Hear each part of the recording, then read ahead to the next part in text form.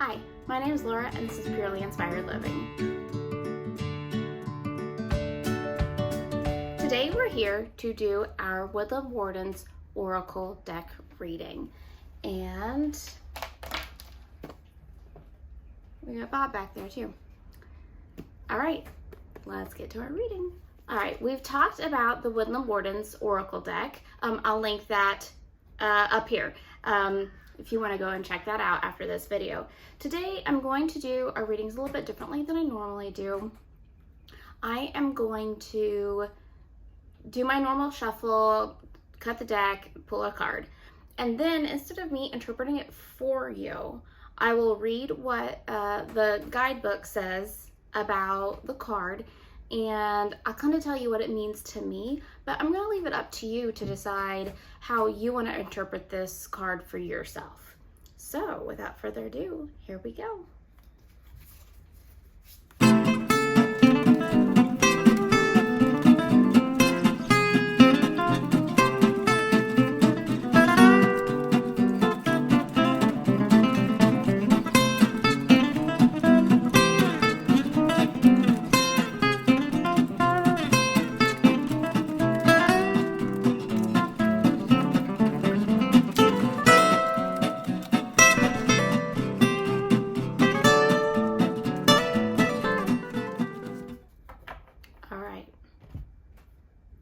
Our card today is the Spider and Passionflower. Creative Ingenuity. So I'm going to read from the guidebook, read the whole little bit, and then again I will explain to you kind of how I'm interpreting that card for myself, but I'm gonna leave this up to you to determine what this means for you. So here is what the message is for Spider and Passionflower, Creative Ingenuity. Spiders represent a balance of light and dark, cunning yet patient. They spin intricate webs that are both beautiful and deadly. The Passionflower is a vining flower that has come to symbolize faith. It is named by 16th century Jesuit missionaries who associated the plant with the Passion of Christ. Its filaments represent the crown of thorns, its 10 petals, the 10 faithful apostles, and so on. Upright. You can solve your problems unconventionally and with cleverness. You need only exercise patience in order to fully appreciate the results of your labor. The reverse. Stagnation.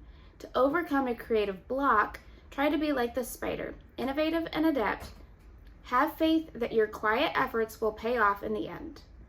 So the questions or journal prompts that go with this: how can I overcome an obstacle using my talents? Where have I solved a problem using my ingenuity in the past? This one's really challenging for me to reflect on in my own life. Something that's coming up for me, especially like talking about it being a balance of light and dark. If you follow along on my podcast, you know that we've been talking about shadow work, and really even with the Scorpio-Taurus axis, this full moon in Taurus, we've been talking about balancing light and dark and understanding that we're on this continuation, this spectrum of light and dark, of ideas, and we need to find balance somewhere in the middle that works for us. So I do know, like, that's one of the first things that jumped out to me for myself. I don't feel like I have any kind of creative block, but at the same time, I'm not gonna confidently sit here and say I don't have a creative block.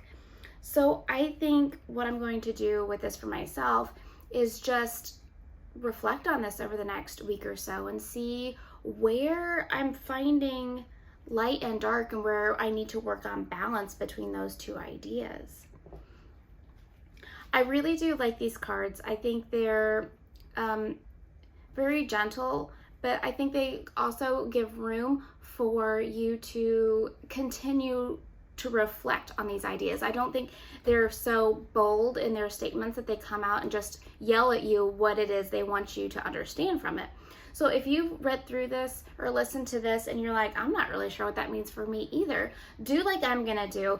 Rewatch this, listen to this again, and let messages come to you that speak to you on that continuation of light and dark, or they've brought up faith with the Passionflower. So is there something like with the spider, they create something beautiful and deadly at the same time? Again, that light and dark, faith versus scientific understanding. That's something that we could talk about, finding a balance between the two. This is a really interesting time of year to get a card like this because we're in Scorpio season and we're entering that dark half of the year where we're seeing that shift in more dark than light. So I think this is a really good card for us to just be thinking about here for a while, to really understand how it's speaking to us in this moment. So that's a little different than our normal oracle readings. I hope you guys enjoyed it. Let me know in the comments what you think about these cards and about this kind of reading style. And I really enjoyed the time that we get to spend together. So thank you guys so much for stopping by today. If you like this video, go ahead and give it a big thumbs up. And if you kind of like this kind of content where we do oracle readings, we talk about astrology, things like that, go ahead and subscribe. I put out an oracle reading or a tarot reading. I try to do it once a week. It doesn't always happen once a week, as I'm sure you can note, but that's my goal. Sometimes I miss, whatever. But I do put these out frequently, okay? So if that's something you're into, go ahead and subscribe, and we'll have more content like this coming up. And if there's something that you're interested in learning about or knowing more about, especially whether it be like astrology or oracle tarot cards or reading or shadow work, whatever it is, let me know what you guys would like to see here, what kind of content you are interested in learning about. So that's it for today. Thank you so much again, and until next time, I hope you stay inspired.